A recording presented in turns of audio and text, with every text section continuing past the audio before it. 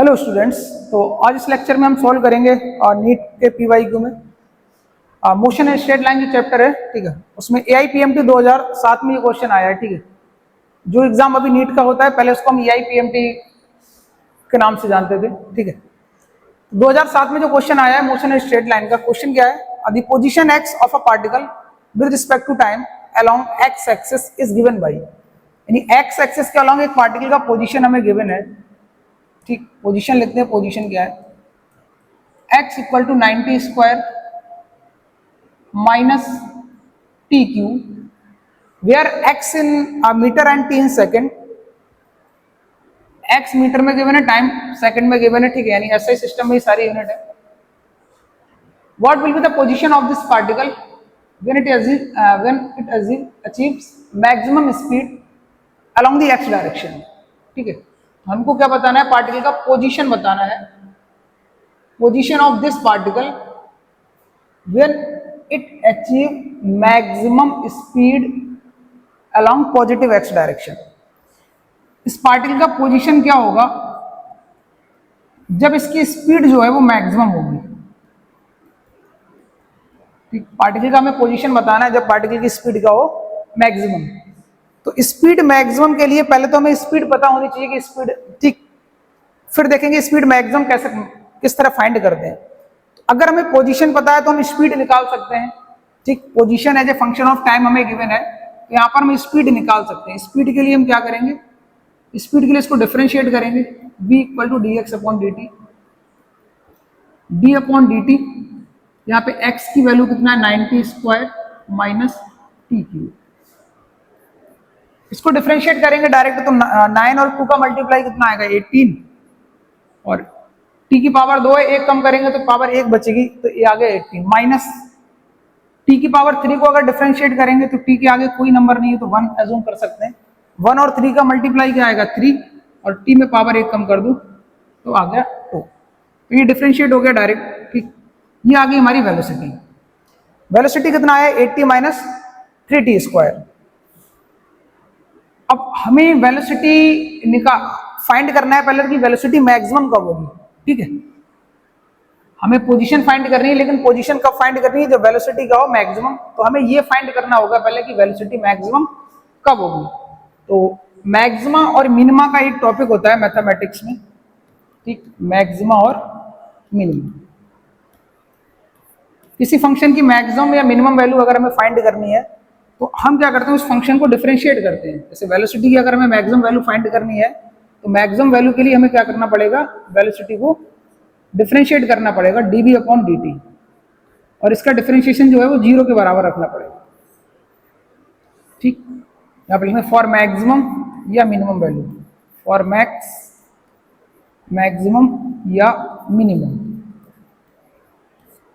किसी भी फंक्शन की हमें मैक्सिमम या मिनिमम वैल्यू निकालनी, जैसे यहाँ पे t की वैल्यू पुट करेंगे ना तो वेलोसिटी की डिफरेंट वैल्यू आएंगी, तो हमें t की वो वैल्यू फाइंड करनी है जो वेलोसिटी मैक्सिमम आए। तो उसके लिए हमें क्या करना होता है, इसका जो डेरिवेटिव है विद रिस्पेक्ट टू टाइम उसको 0 करना है। तो इसको 0 करेंगे तो क्या मिलेगा, तो dv अपॉन dt निकालते हैं पहले, dv upon dt, d over dt, यहाँ पे वेलोसिटी की वैल्यू रख दी मैंने 8t माइनस 3t स्क्वायर। इसका डिफरेंशिएशन हमें 0 के बराबर रखना है। 8t को डिफरेंशिएट करेंगे तो आएगा 18, और t की पावर 1 है तो t की पावर 0 हो जाएगी जिसकी वैल्यू 1 हो जाएगी। माइनस 3t स्क्वायर को डिफरेंशिएट करेंगे तो आएगा 60। तो आंसर आया हमारे 8, 18 माइनस 60, और इसको हम 0 के बराबर रखेंगे तो इधर आएगा ये प्लस का हो जाएगा 60 equal to 18, t equal to 3। ठीक, हालांकि इसमें काफी सारे कॉन्सेप्ट होते हैं और ज्यादा, ठीक है, बट फिजिक्स में जो आंसर है वो पहले स्टेप में ही आ जाता है। बाकी टॉपिक को फिर कभी डिस्कस कर देंगे कि मैक्सिमम और मिनिमा है, किसी फंक्शन की मैक्सिमम और मिनिमम वैल्यू फाइंड करने के लिए क्या करना होता है। ठीक है, क्योंकि इसमें सेकंड डेरिवेटिव का भी एक कॉन्सेप्ट आता है, तो उसको अभी डिस्कस नहीं करते हैं।